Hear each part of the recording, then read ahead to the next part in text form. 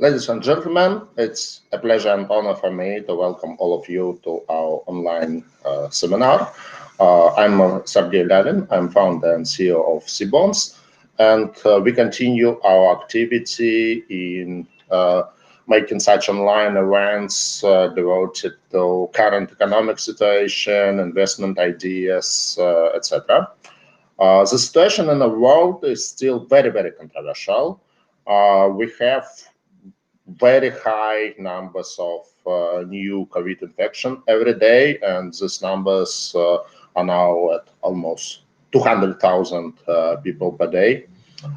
We have worse and worse estimation for GDP growth in both emerging market economies and developed markets, and every time when these estimations are updated, they are worse than they used to be.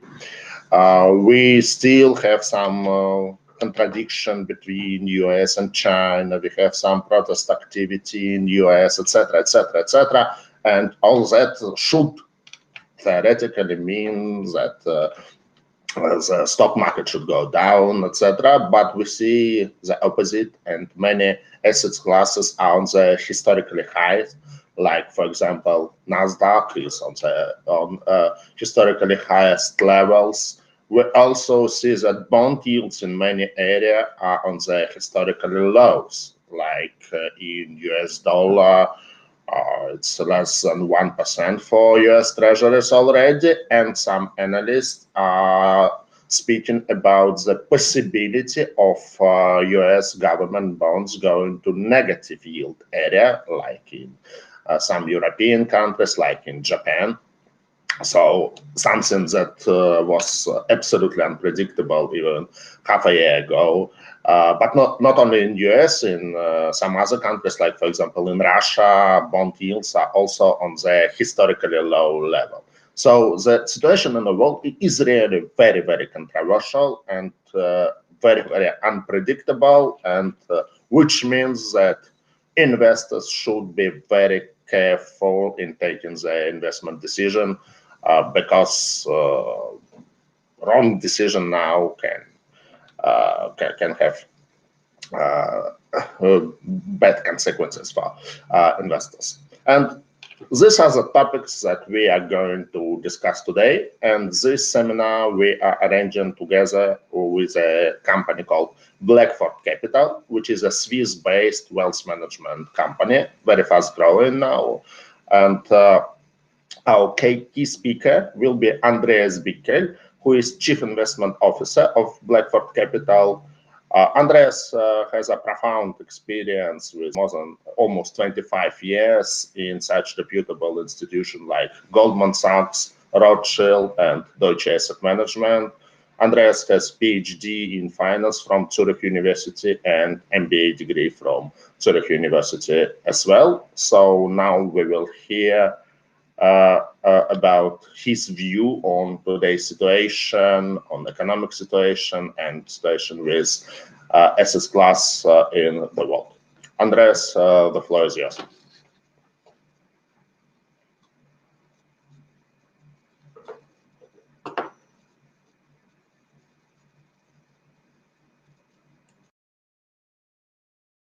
From my side, thank you, Sergey, for the introduction. As you can see, I sit quite close to where this picture is taken from, and the weather is very similar. So we are a Zurich-based asset manager with a focus on emerging market, corporate bonds, high-yielding bonds, and most of our clients come from the CIS region. Andreas, I'm sorry for interrupting. Please switch on your camera. Sorry.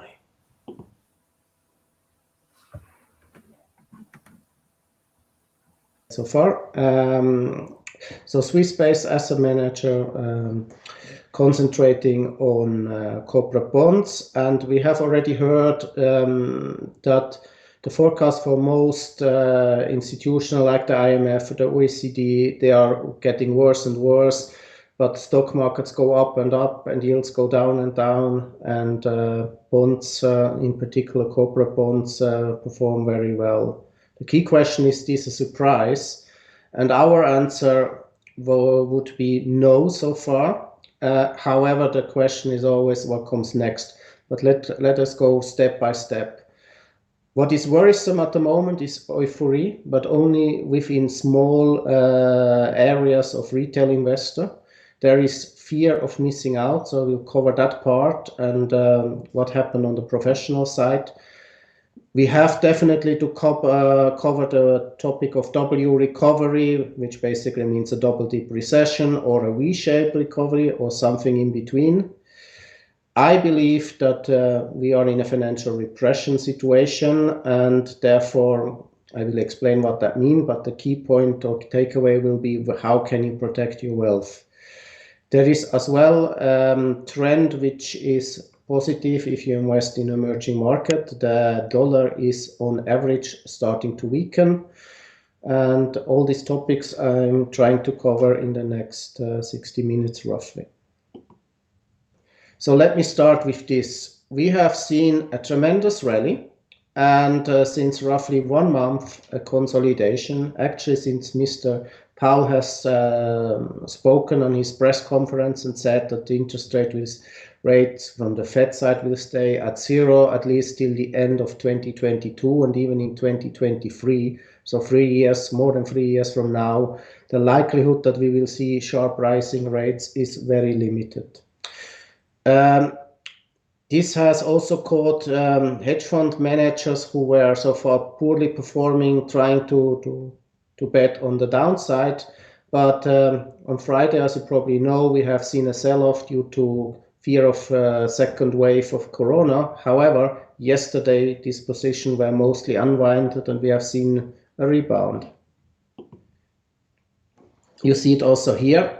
The last 3 months or the quarter was tremendously good. So after the sell-off due to corona and then the COVID illness, we have seen at least in March and in May a tremendous rally, while in June the return on S&P is roughly 1% and in US high yield it's roughly 2%.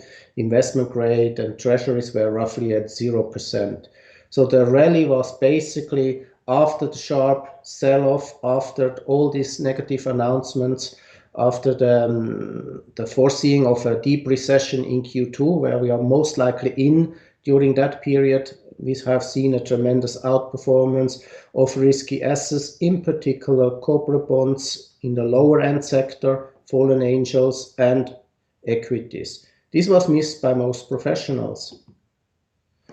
One of the key reasons you see here, this is the aggregated balance sheet of the 4 biggest central banks in the world, and with it it's shown the development of MSCI World. And as you can see, there was the corona shock, and immediately there was globally cut-off rates and stimulus program, QE, etc., etc. And with it, the stock market went up sharply.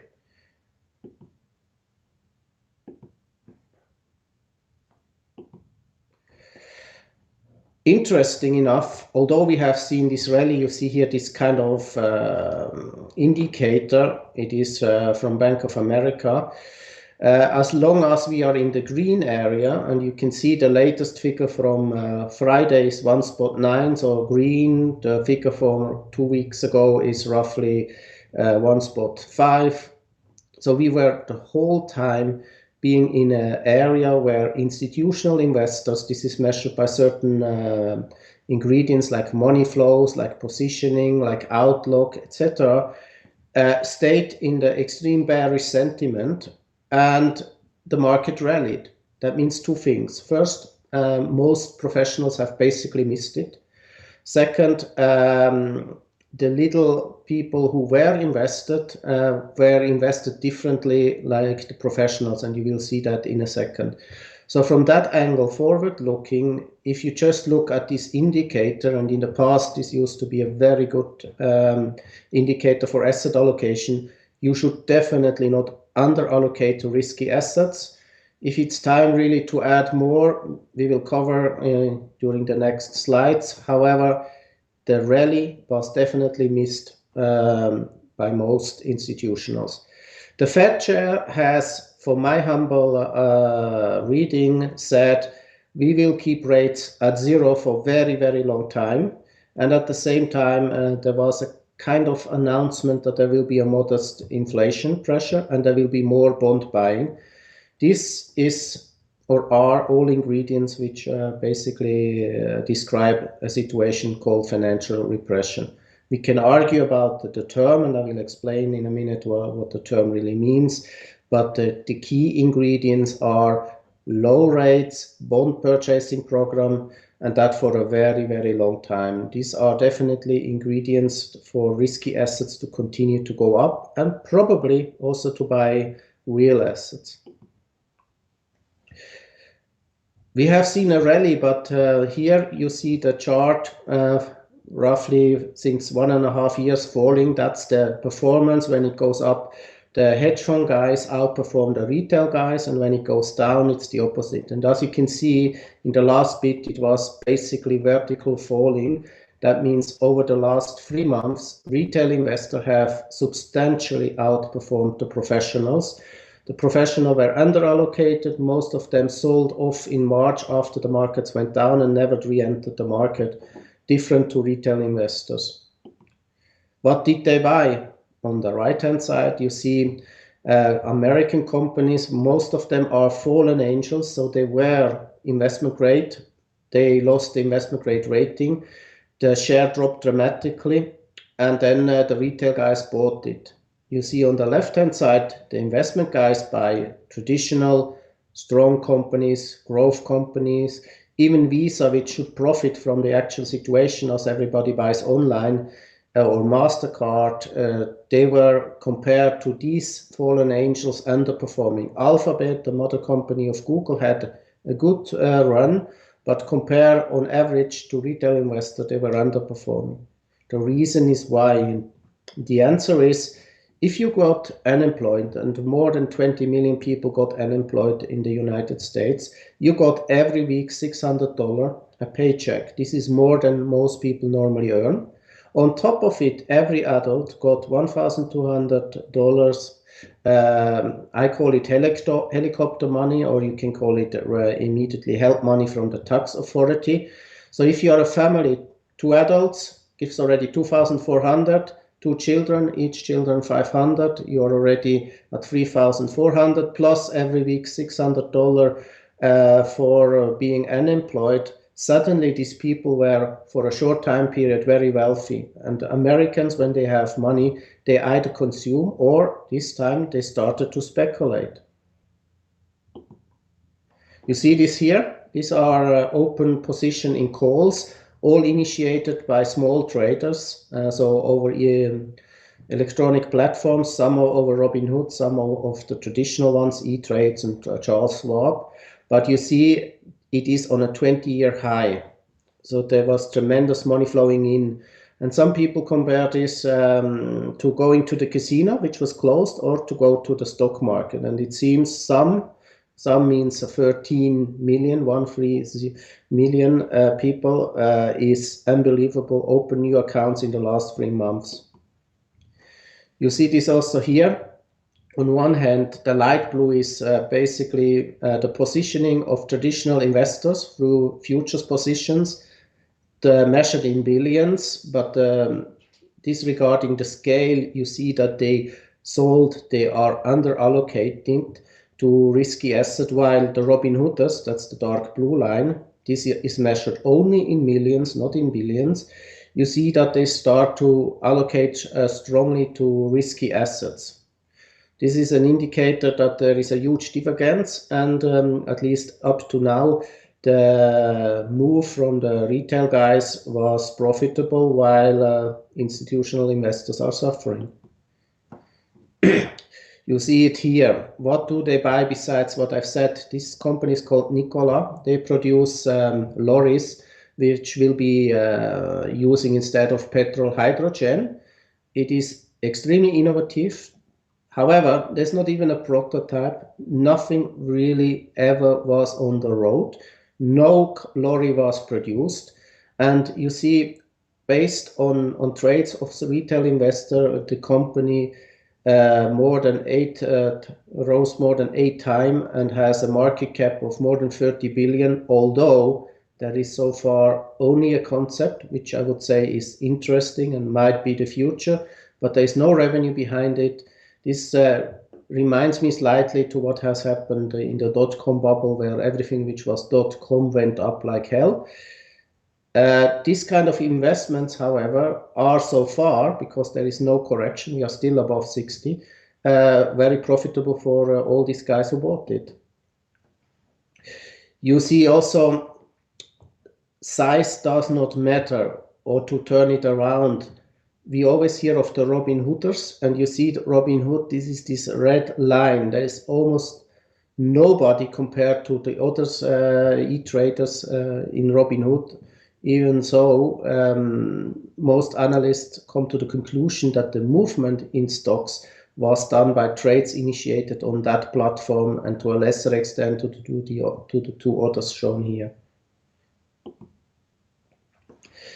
We also saw that there was a kind of repositioning from risky assets out to less risky assets on the slide before. You see this here, money market funds, that's the blue dark line on the top, has risen dramatically, so they missed all the bandwagon. There was a comment, on the other hand, that we see now flows from money market into equities. At least based on this US statistic, I would argue that the inflow in the light blue line, which is equity, is rather limited, almost to be neglected. However, in corporate bonds, there was a certain inflow, and the best performing corporate bonds were the fallen angels like the Fords and the Delta Airlines of this world, who were once investment grade and are now junk. But this junk can, on one hand, be bought directly by the Fed, and on the other hand, a lot of retail investors jumped on these names, and the Fed, with the announcement, ensured that they were able to issue new bonds. And these bonds, most of them, they came out obviously at 100, but they trade now between 105 and 115. So for yields which are definitely too low given the rating, but they have a kind of put, and the Fed supports them. So we have seen, there is a rally, it's still ongoing, but the question obviously is what comes next. This is a survey done every month by Bank of America Merrill Lynch. It's the fund manager survey. They asked the fund manager how they are positioned and how they see the near future, and if there is a recession or if there is a V-shaped recovery. And the answer were astonishing. On one hand, they talk of a W-shaped recovery. W-shaped recovery is nothing else than a double dip recession. So we are in the first dip and there will be a second dip, almost 50%. Some of them think maybe it's U-shape. Very few think it's V-shape or L-shape. So a majority expects a very sluggish recovery. In the same survey, they also ask, how are you positioned? And the answer was, well, we have reduced cash, not because we believe that there will be a positive outlook, that there will be a recovery. No, because they were underperforming retail investor and they want to reduce versus their benchmark, their risk. So there was a shift slightly to more equity, to more risk, although the belief in this positioning is extremely limited. So therefore, we could conclude, at least from that angle, there is no euphoria from institutional investors, although they have slightly increased their allocation to risky assets. This is one of the several announcements we have seen over the last couple of weeks. Basically, this is the OECD forecast. The red line shows a double dip hit scenario based on Corona. And the blue one shows a scenario based on just one wave of Corona. Needless to say, in both cases, the OECD, not shown here, the IMF, and a lot of other professional forecasters, they expect that we see a deep recession. This is a no-brainer, but the recovery will be very sluggish, and most likely we only will see in 2022 levels of GDP like we have seen before the corona crisis. This scenario obviously doesn't fit to what has happened in stock markets and in bonds because, as you know, they have performed well. So they discount basically the future, and at least these two markets see it completely different to what these forecasters tell you. We also, to say that for the first time, we are, depending on the region, in the camp of U to V shape. Definitely, we would argue that next year there will be growth. Mr. Powell said at his press conference that this year we will shrink more than 6%, but next year we will going to grow roughly 5%. The second part of his statement that next year there will be a growth of 5% was completely neglected. By the contrary, the market concentrated on the low rates for longer and on the sluggish growth, and we have seen at that day a sell-off and since then a consolidation. But I would agree that this plus 5% of the Fed are most likely achievable. Maybe they are slightly too negative. I prefer to look at indicators like this one. This basically shows you the difference in yield of the 10-year and the 3-month and of the 10-year and the 2-year government bond in America. As long as this curve is going up, we can say that the curve is steepening, or the future of the bonds and the economy is brighter, / the bond market expect that there will be growth and higher yields down the road. That's why the curve is steepening. Another way to argue about it, and I have read that several times, the curve is now steepening. We are going to be in a recession. Well, actually, the chart even shows you we are in a recession. The red shaded area indicates that there is a recession. The key question is how long will that last? My guess is, given this sharp rise and other things I will show you in a minute, is that there will be growth next year, and therefore I would definitely argue that the bond market and the equity market are discounting a better future and not a double dip recession. The only real positive case during the whole period was Morgan Stanley, that you see on the left-hand side. They have revised their already positive view recently. They now expect that in Q4 next year, GDP will be higher than before. And this is GDP of G10, not just of the US. If you look on the right-hand side, you see that on average, a recovery in a recession takes 18 months or much longer. And this would be an extremely fast recovery. They call it a deep V-shaped recession followed by an extremely strong recovery. But these were the only ones who were the whole time having a positive outlook. Goldman Sachs, as an example, said, for example, that we will see a sluggish growth this year, a recession in Q2, and next year sluggish growth. In the meantime, they have revised and they are almost as positive as Morgan Stanley, which you see here on the left-hand side.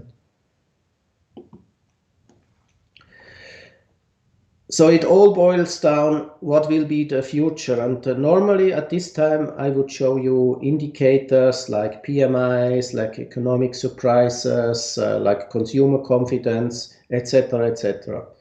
But as we have seen a lockdown, these indicators don't work at the moment, because when you are locked down, you cannot really consume. If you're a purchasing manager and most of your production is not sellable, or even the production is stopped in some areas, and you were asked a survey how you see the future. Well, first, you are special if you answer in such a situation, and second, most likely your answer is distorted to the recent events. So there are high frequency data which are a proxy to see how the development is in the economy, and then to try to estimate what that might mean for GDP. The US consumer, as you have heard from me before, if you are unemployed, or if you just look at the cash you got from the government, you definitely have more money in your pocket. If you have a job, you have your salary plus the money, and if you have no job, you most likely have even more money, unemployed money than you would have if you would work. And you see this here. There was a drop in consumer spending in various sectors to roughly 70%. In Europe, this figure would be rather 80% down, so you would see 20. And in the meantime, most sectors are back to 19, some even almost at the levels before, and some above 80. But from that angle, we can definitely argue the consumer until roughly the mid of June was almost back. This statistic is from yesterday, so it shows you even more recent data. This is the usage of a particular credit card and debit card from a particular bank. And you see that compared to the usage before, we are roughly at minus 10%. So it confirms basically that the American consumer didn't stop spending, or let's put it the other way around. We had a drop of roughly 40%, but in the meantime, most of it, three quarters, are back. However, this is also a statistic from yesterday. You see that in certain areas that there is a certain slowdown, and therefore this is more pointing to a U than to a V-shaped recovery.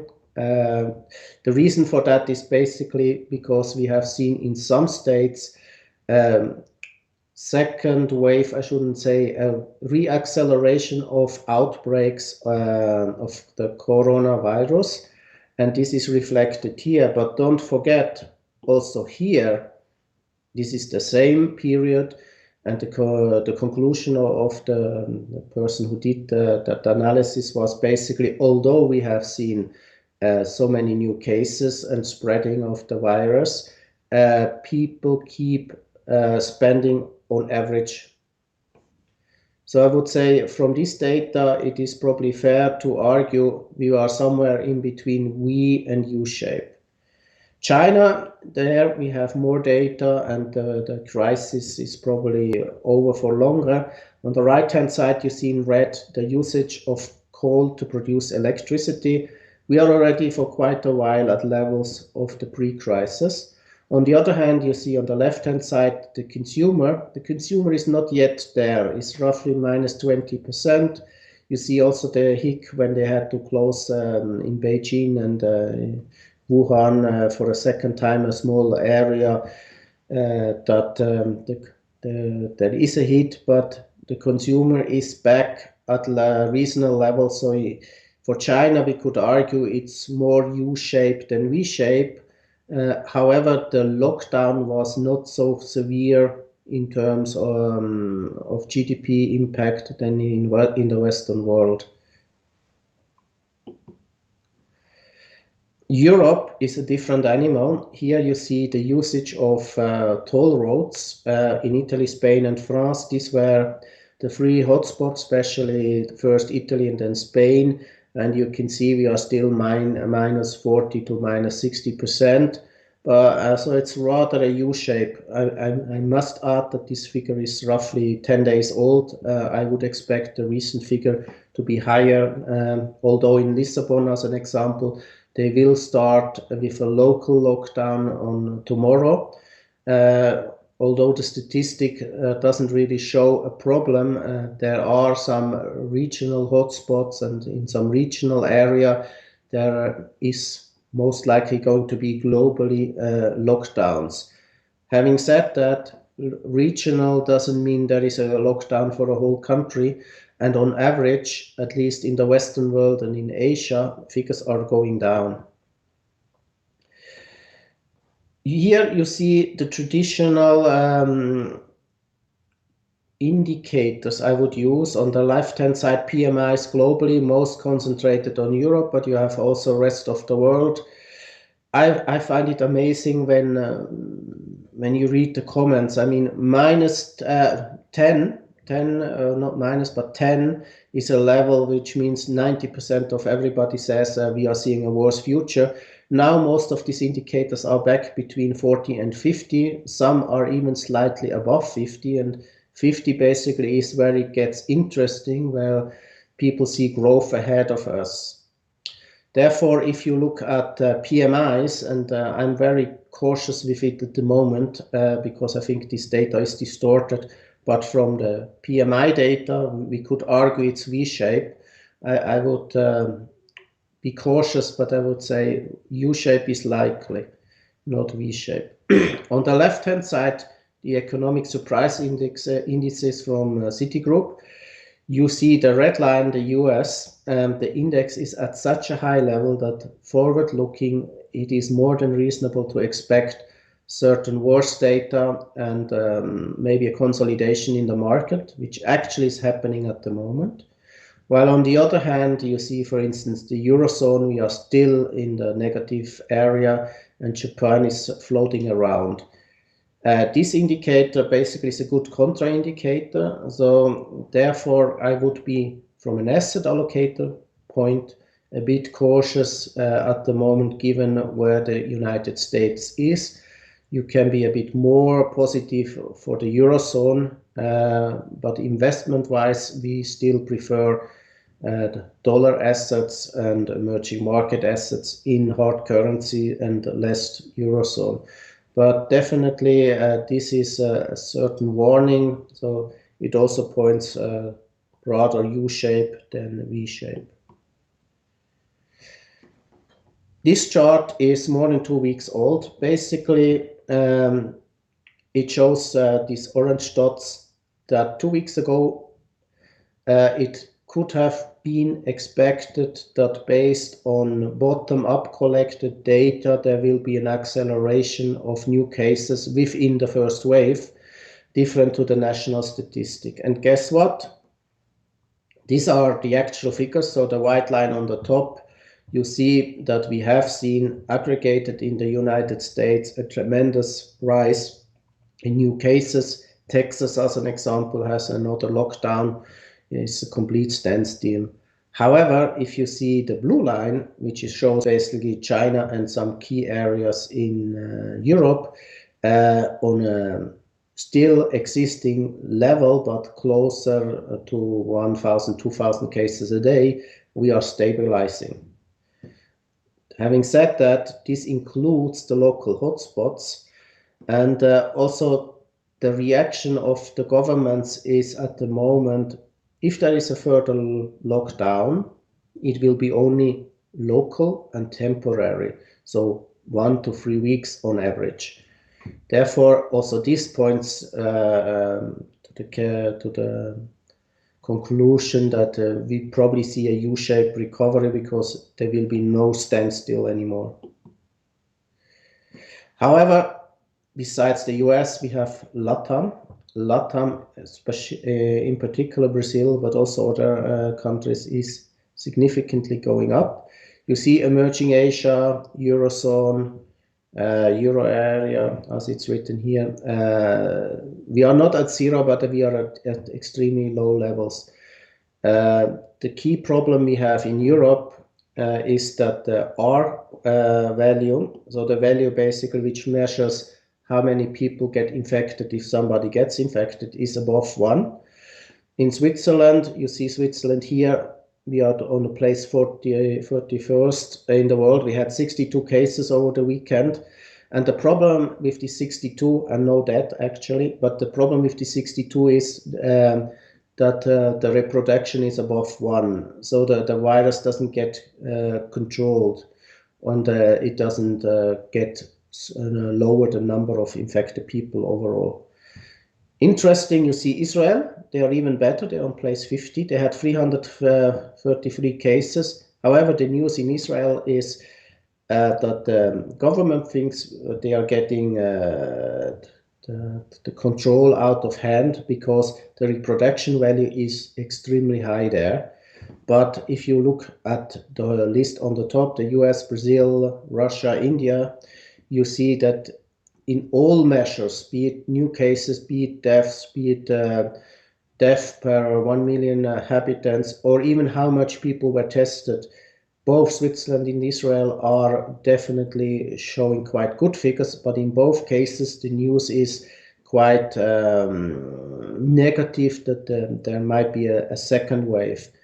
While in the US, on the top, you see there were 40,000 cases. The day before, there were between 35 and 40,000 cases every day. So it's really accelerating, similar to Brazil. Russia, on the other hand, had most of the time 9,000 to 10,000. And now for some days we are below 7,000, but it's still extremely accelerating. New on the list is India. India made it, unfortunately, to place 4 and is continuing to accelerate. For European Union, important is that, for instance, the first hotspot, which was Italy, has, in terms of new cases, a very contained number.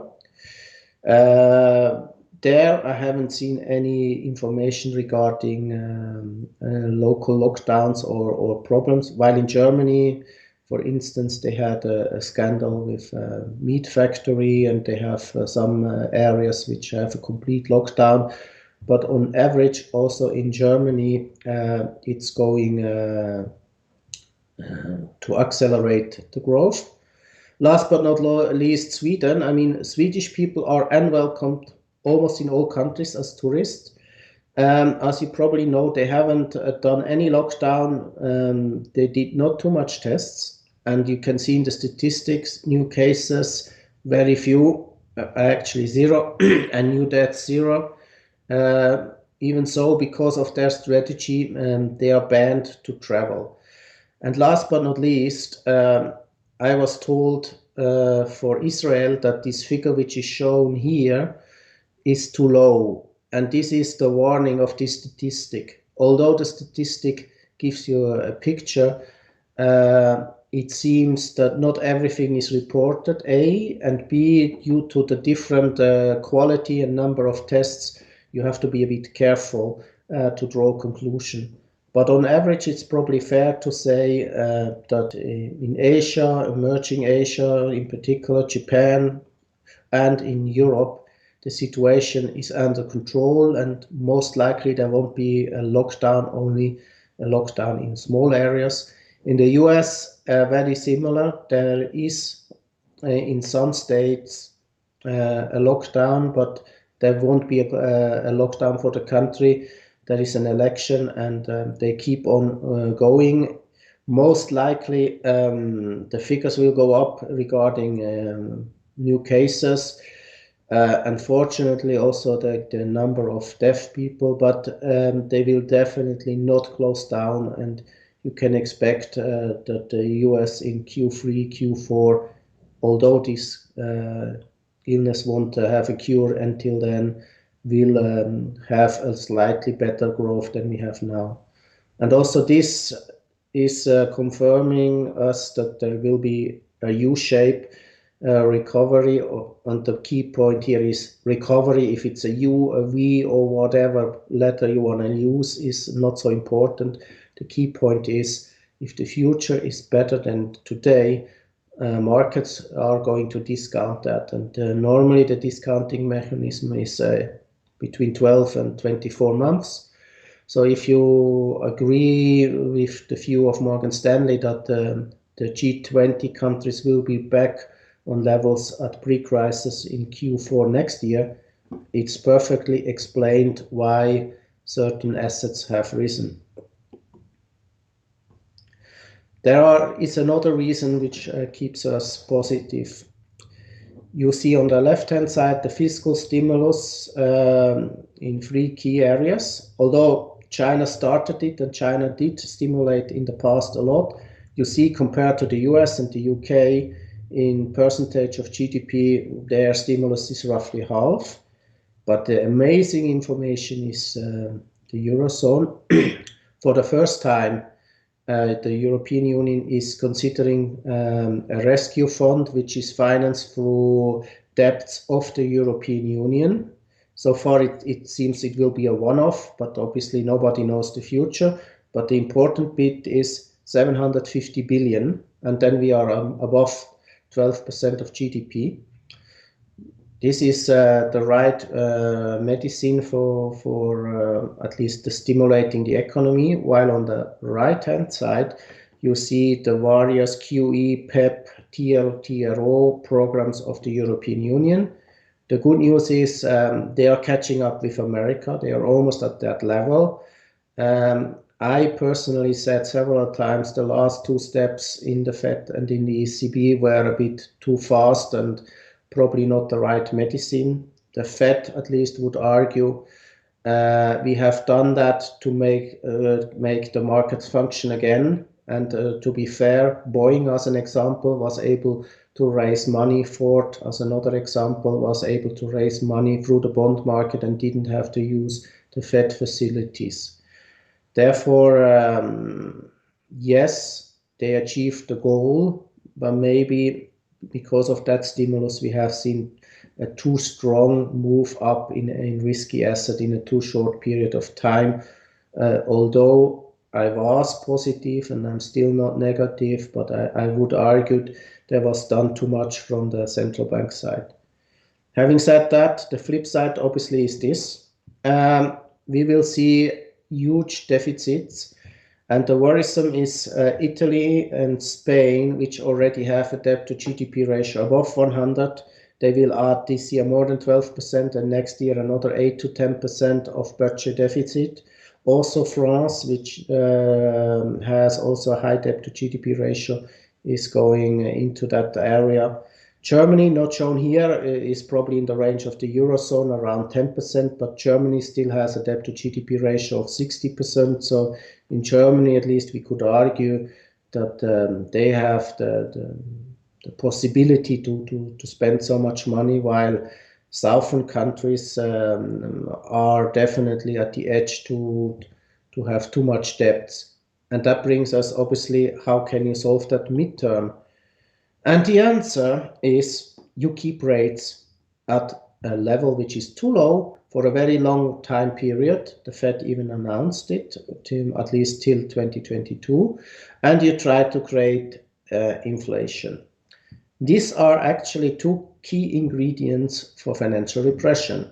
So keeping controlled rates, government bond debt rates below 1%, this was from 42 till 1980, of 2/3 of the time, to finance away the debt to GDP ratio in the US and the UK. This was done there, and you see the US ended up with 120% debt to GDP, and in the UK it went down from above 200 to 138. If you look today, the shadow rate, short rate, which is a kind of measure how effective unconventional measurements work, stands for the US roughly at -1%. So we can argue, although the official rate is 0, with all the measurements, we are rather at -1, and the US still has a little bit of inflation. So in real terms, you definitely lose money in the short term and in the secure assets in the United States. So having said that, we have to obviously to compare the two periods. So you see on the left-hand side, the Great Depression in the 30s, and afterwards the World War II, the government spending was tremendous, and then what followed? That was the financial repression period till the 80s. And more important is you see the global financial crisis. We have seen a tremendous rise, but compared to what is happening at the moment, the government spending in percentage of GDP is just tremendous. And you see that also on the right-hand side, on the fiscal side, is one end, but the other side is what the Fed is doing, and the balance sheet is skyrocketing. This already looking scary. Look at this. You see here from QE1, QE2, QE3, they took quite a long time in terms of months. And look at the actual one. It's almost not to see, but starting from March 11, we have now already spent more than QE3 and there is more in the pipeline, and there is no ending until they will stop it. So this is really unprecedented in history, and that is a very good support, at least for corporate bonds, but also for other real assets and also for financial assets like stocks. Oops, sorry, that was one too much. So revisiting what we have written at Rothschild in 2012, and I repeat 2012, we said at that time, and I keep repeating that since then, sometimes more pronounced, sometimes a bit less, but at the moment I'm definitely a bit more pronouncing this fact, which supports my positive view on one hand, but which also explains why so far it has worked. So where interest rates are kept artificially depressed, I mean, definitely that's what central banks do globally. Where central banks directly buying government bonds, well, actually we have passed that already. At the moment, most banks even buy corporate bonds. The Fed even buys fallen angels, which is nothing else than high-yielding bonds. And on top of it, the Fed even buys high-yielding bonds through ETFs. Definitely these two ingredients are here. It best works when one tries to create inflation. Yes, one tries it. So far, there is no inflation and we are in a disinflation environment. To make real interest rate negative, I've just said that's the case. Even traditionally measured, the Fed rate is at 0 and inflation is very tiny, but there is a little bit of inflation. So you are below 0, and if you use the short-term shadow rate, we are definitely more minus. And then the point is that one tries to tax away wealth from the private sector to the public sector. This is exactly what's going on. Therefore, one conclusion, and we come back in the end to it, if you want to protect your assets, you have to invest in what we call real assets. And real assets for us are different from CFA textbooks: corporate bonds, equities, and gold, and all other assets like direct real estate, watches, cars, etc. What is missing is inflation, but we have already 3 institutions, JP Morgan, Morgan Stanley, and BlackRock, which are predicting that next year we are going to see in the US a pickup in inflation, and they expect that the plateau will be higher than in the past. This would be a perfect situation for the Fed, because then they have achieved what they really wanted, keeping rates low and having a modest inflation, no strong acceleration. This is obviously controversial. It has to be seen if it's possible to achieve that. But if there is inflation down the road, it will be first most likely in the United States from the developed countries. Therefore, gold keeps to be an asset. We are on a multi-year high. Most gold bulls expect that gold will soon reach 1,800 an ounce. This in the light of yield curve control, this in the light of negative shadow short rates, and that the Fed keeps rate at 0 is quite likely. On top of it, I would like to stress that I don't think that the Fed will do what we have in Europe, negative rates. I don't think the Fed is going to do that. They are rather going the way of yield curve control. But then you have definitely a managed market, and risky assets are more than protected because the Fed buys them and controls even the yield. One argument why gold might still go up is simply the allocation of it. Total assets in gold ETFs versus total assets in equity ETFs. You see that the allocation is below 1%, and during 2003 up till the financial crisis and afterwards, it definitely went much higher. Therefore, even from that angle, there is room. So at the moment, the key question is, do we hold or do we not hold? I was personally a little bit surprised that the S&P made it above 3,000. We are now above its resistance level in a new trading range. And so far, as you can see, every time in the last 30 days, we have come down. So far, the market turned positive once reaching one of the moving averages. The explanation is algorithm trading. So every time hedge funds have made some money on their shorts, they unwind them and they buy the dip. And that's at the moment the strategy. The positive news is we see since 30 days a consolidation, but actually it would have been healthy to see a correction, which so far hasn't happened.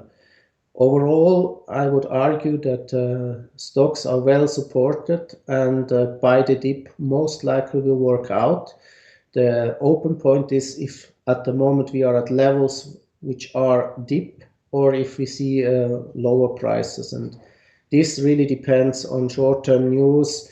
Last time we were down, the Fed just announced, well, actually, we are going to buy now direct bonds, and immediately the market turned in the Dow Jones from minus 800 points to plus 200, tremendous intraday rally. The future will tell, but I definitely would not under-allocate to equities. Here you see the same. The orange line shows you the move of the S&P over the last months, and you see this rise was so strong, so fast, that a consolidation is the minimum which would be normal, or even a correction. But on the other hand, with so much money floating around, you really cannot rule out that we just continue going up. Spreads and corporate bonds. I have deliberately shown you here two tables. One shows where the spreads were when we last had this seminar in a larger round, and where we are now. You can see that after the sell-off, spreads have come down almost 70% of what they have risen, and that the performance of the bonds was tremendous. Now we are in a consolidation phase, like the equities. You see the spread have come up and bonds slightly down. Interesting for me is the comment underneath. So the Fed even keeps supporting qualities companies like AT&T, United Health, or Walmart. This under the umbrella of their emergency lending program. This is also something which gets forgotten, but the Fed also at the moment gives credit to companies. Not only they buy bonds, but indirectly they also finance them through credits. Therefore, bonds are well supported. We still prefer a double B. Fallen angels is a good area, but also companies which were double B before, for us, is a very interesting place. The Fed goal is to keep corporate bond market working, and you can see that we have seen a lot of new issue year to date, and the forecast is that we are at least matching it what has been done last year, which was a good year for new issuance.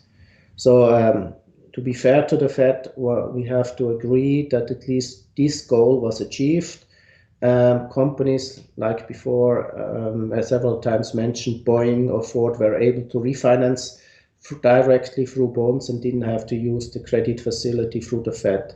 So therefore, yes, it worked with the price of rising asset prices. The key question, which obviously nobody definitely can answer, is have they risen too much or are they fair valued? We would say they are expensive, but we would definitely not bet against them. Unfortunately, where there is light, there is also shadow. Zombification, zombie companies, so companies which have a business which produce revenues, but the revenue is not enough to finance their debt burden. So basically they are loss making and they keep piling up new debts. but the debts at a too low level and they are kept artificially alive. Deutsche Bank estimates that roughly 20% of all US companies are in that area. So that's the flip side of this program. You can turn it around if you are invested in single B companies, even if they might be expensive, even if they might be loss-making, they probably will survive for quite a while given the rate outlook.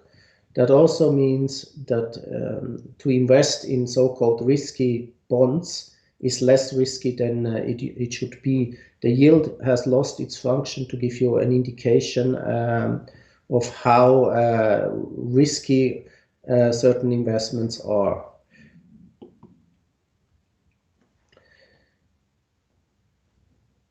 Over the last 2-3 days, when markets were volatile, we have seen a little strengthening of the dollar, here shown as the DXY index. However, since May, dollar lost ground against most currencies globally. This is actually good news for the growth outlook of emerging markets. And this also confirms us that besides fallen angels in the US, corporate bonds on selective companies in emerging markets are worthwhile. So with that, I come to the conclusion. On one hand, I wrote, wait until the dust settles. This was written on Friday, and Friday was a tremendous sell-off. I don't know if we are at the bottom in the S&P or if we rebound from here, but definitely don't under-allocate to US equities and to equities in general. Having said that, spreads and corporate bonds are still offering better values, good values. We prefer US high yields in the double B areas, and we concentrate on emerging market corporate bonds. What is key is please double check the balance sheet. See if the debt compared to the equity and the debt burden and is in a way that with the revenues it can be kept or not. So don't buy zombies. It is difficult to see always zombies, as Wirecard teaches us a lesson over the last couple of days, because the balance sheet looked pretty okay. However, if 25% of the balance sheet is fake, not existing, then it is a bit tricky to do your homework. Gold, I believe gold has at the moment a place in the portfolio as an insurance. If you are a risk taker, gold miners trade at price to book of 1, most of them smaller ones even below 1. So they are offering, at least from this measurement, a good entrance point. Real assets, and I said before, real assets for me in terms of the financial repression scenario are as well shares of companies, because I consider a company a real asset. We can discuss that because it's a financial asset on something real. Also, corporate bonds are for some people real assets. The wording is one thing, but we believe these two areas are interesting. Gold is definitely a real asset. If you have access to, and if you are keen to, I have seen recently an auction of watches. It's amazing what an old watch from the owner of the manufacturing got sold off, because it is considered a real asset which keeps its value. Art, very similar, old-timers, and there are much more things in that area. But there you really need to be a fiend, you need to have access to good information and sources. But it is more than likely that these assets will keep value over the time. And this is important because all this money which is printed will down the road probably create A, bubbles, B, a burst of bubbles, and last but not least, at a certain type of inflation. Having said all this, we don't believe that the assets, especially liquid ones, are cheap. By the contrary, they are supported by tremendous stimulus. As we speak, already for almost 2 months, there is a 5th stimulus package in the US Parliament pending. They hold it back because of the reacceleration of Corona, but it is quite likely that probably even before the election, there will be a 5th US stimulus package. The Fed keeps firing. They said they will keep buying bonds for an undisclosed time period, so as long as they think it's needed. This all obviously has the risk of melt up of financial assets, but is another reason to buy definitely financial assets. Last but not least, if the last institutional are right and we see a slight rise in inflation in the US, it makes definitely sense to buy US stocks and certain corporate bonds. And I know that this is a very simple advice, and it's so simple that I'm almost ashamed to say it, but it has served well so far. And if Mr. Powell or Mr. Buffett can say it, I think I can repeat it. Don't fight against the US economy. Normally they say the Fed, but at the moment I think it's fair to stress economy, because on top of everything the Fed did over the last 12 years, we have now as well the fiscal stimulus. With that, I thank you all for listening, and I'm opening it up for questions.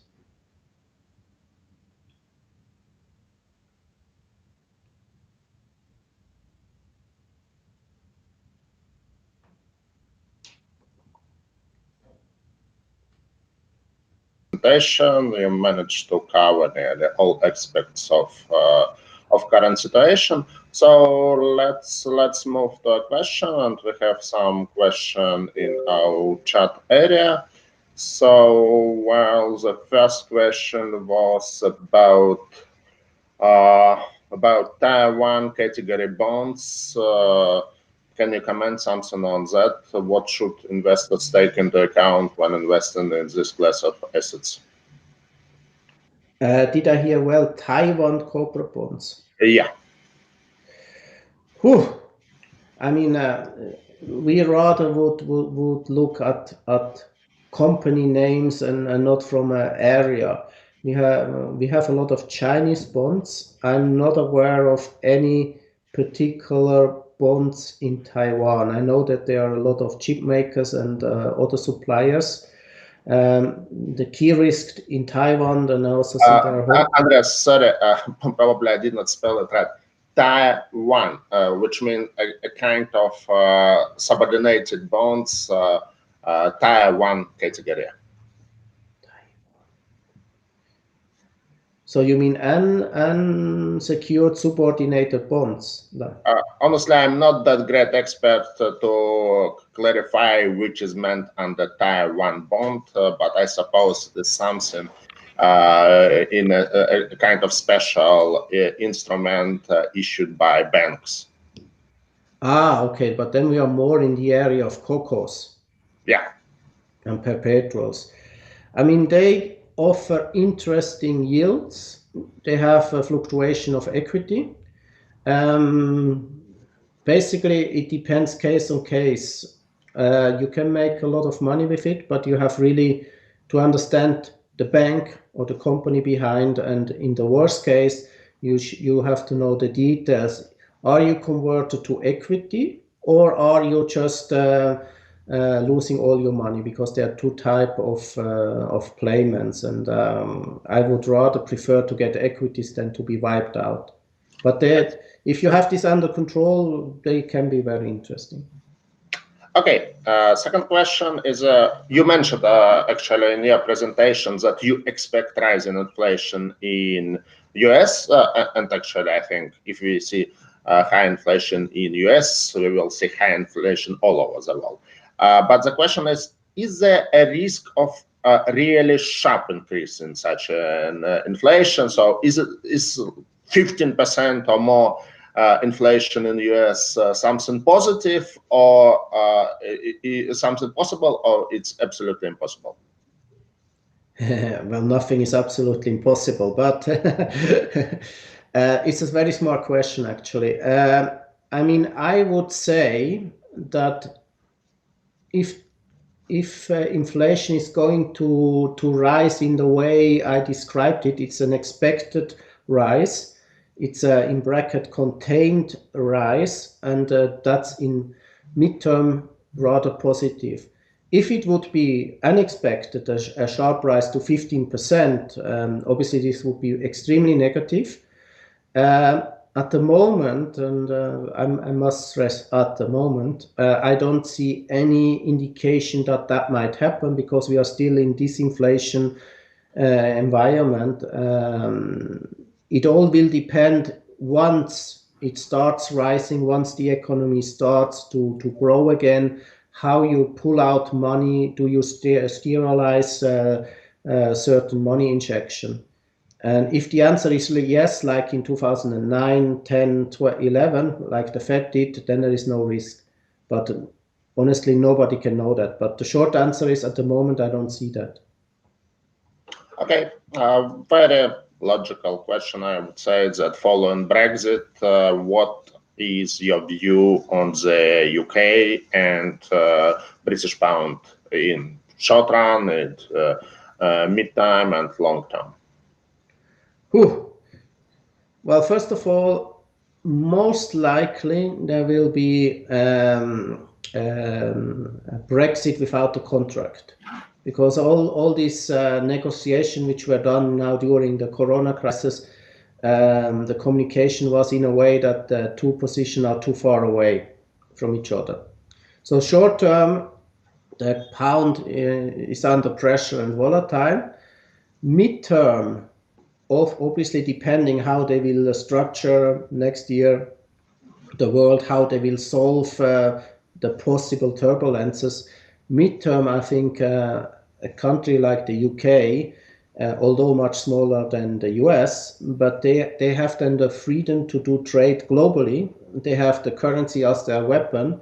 So mid-term, I'm rather positive on the outlook, more than on the Eurozone, because the Eurozone has a currency which is, for some countries, too strong, Italy, Greece, etc. And for some countries too weak, like Germany, they profit a lot from it.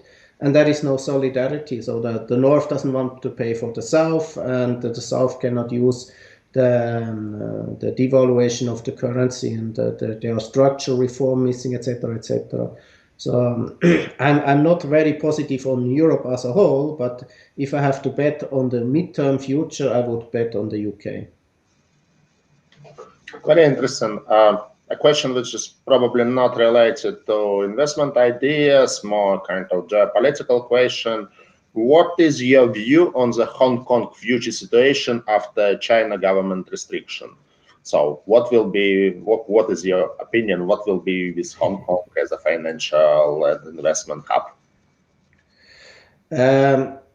I have seen some investors and banks contemplating to move from Hong Kong to Singapore or Macau, but I haven't really seen moves. Definitely, China is doing everything that before, I think it was 2044, that they get control of it, and that this situation, one country, two systems, is unfortunately going to end. I obviously cannot know the future, but I think the Chinese are business smart, and therefore I'm still very hesitant to foresee that they will deliberately destroy the financial hub Hong Kong, although they will get more control over it. But really nobody knows the future. What I can tell you is that at least the contact we have to Hong Kong, and we book there, and we work with banks, it works all smoothly, disregarding all the pictures you have seen on TV. But it's definitely a movement which is worrisome, and which is actually against the contract they did with the Brits. So investment bankers in Hong Kong are not parking their thinks to fly to Singapore or somewhere else. Good.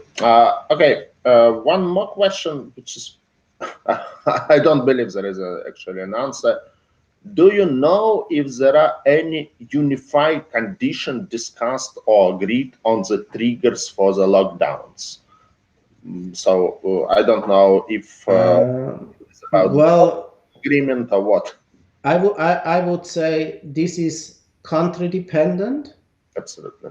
And I mean, I know quite well Switzerland. I know a bit about America. I know very little compared to you guys about Russia. But even in Russia is a good example. If I'm not completely mistaken, in all these countries I mentioned, there are more.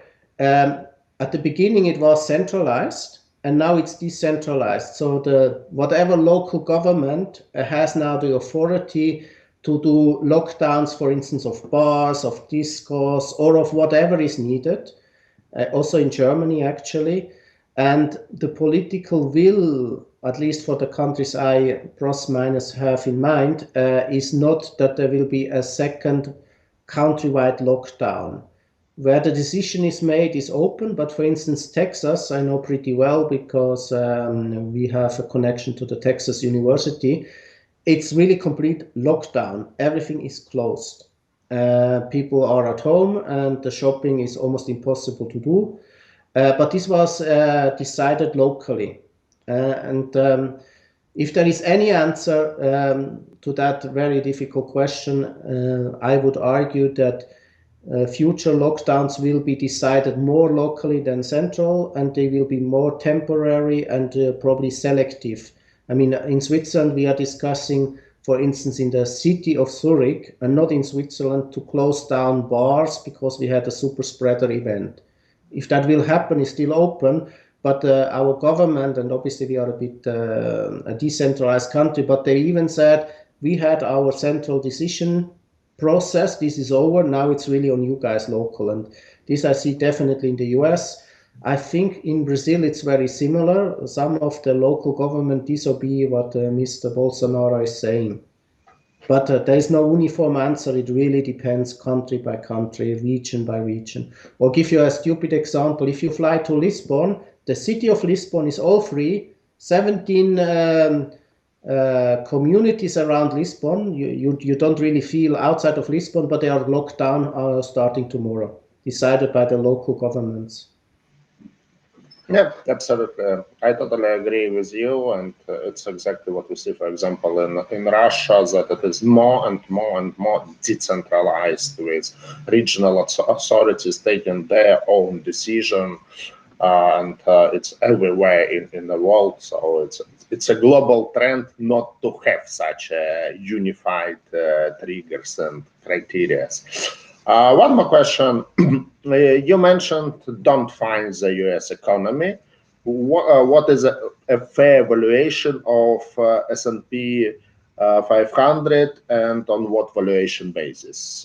Actually, it looks like you touched it in your presentation, but please comment once more. I would have a slide in my pack. But first of all, I would argue a forward-looking P of the S&P above 25, it is expensive. But the question is rather twofold. How far can it go? And how realistic is this 25? Because this 25 is basically derived from a massive recession in earnings. And I'm almost sure that the earnings are higher than what is actually in the estimates. So I don't know where the P is at the moment, but I would rather argue we are closer to 20 than 25. This is expensive, but if you look at Schiller P around 27, last time dot-com bubble, it went to 45. So I would argue that we will see the high levels, the all-time highs actually from February this year again. But I would never argue that the valuation is justified by any measures. Price to book is high, P is high, Schiller P is high. But at the moment there is TINA or FOMO, so fear of missing out, or there is no alternative. a smart guy from GMO said he expects a final melt-up in the next 2 years. 2 years was this February. To be fair to this guy, we were at all-time high. In the meantime, we had Corona, but as you know, we continue to going up. And I would rather bet on the upside than on the downside. But nothing is cheap. It is really expensive. And also, since probably 2012, the US is the most expensive market in the world, but it keeps going up. So far, we have seen earnings picking up, but at the moment, that's the key open question. The only thing I think is probably for sure next year's estimates at the moment from analysts, be it bottom up or be it top down from strategists and from guys who do GDP forecasts, is most likely too pessimistic. By the way, from my side, for US as a country, as economy, do you think that this last protests, even riots in some cities, is something serious that can really damage the economy, or it's a kind of political struggle between Trump and the Democrats, and this will not result in any damage to the economy? I mean, there are historical analyses were done, and the analysis were when there was Korea, Vietnam, etc. There were also riots. There were also riots in the 60s with the Blacks, Ku Klux Klan, etc., etc. I'm not the expert.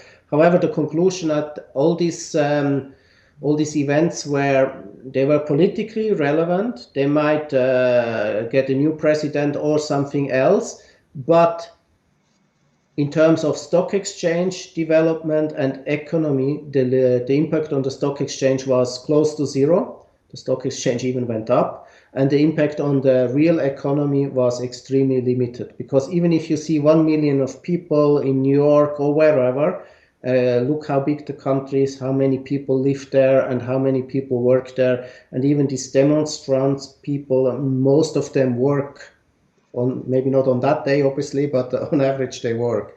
So if history is any guide, I would say it has political impact, but the impact on the economy is tiny to neglectable.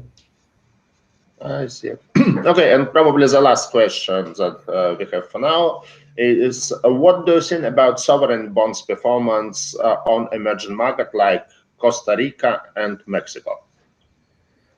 Costa Rica, I have no clue, to be honest. That's the straight answer. Mexico, we own Mexican